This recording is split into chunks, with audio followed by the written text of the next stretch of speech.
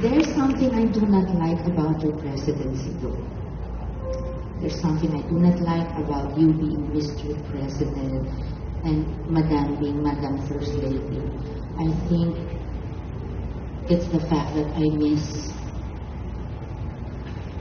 years ago just texting to say, Bongek, Lisa, please send me Ilocos Botnet. You never fail to do that. Mr. President, this is for you. Madam First Lady, this is for you, especially the first song. This is what you requested for. I'm happy to be here, sir. And sir, I have only one Vice President, Meron. My date tonight. Mali your choice, no? Sorry. Okay, let's move on.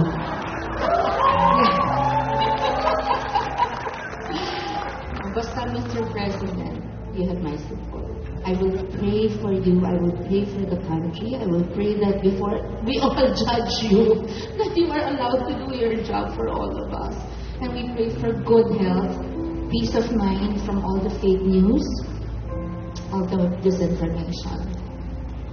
May God be with you every single day, Mr. President and Madam First Lady. Not Vice President, not Madam First Lady. No, but that's my Vice President, my date.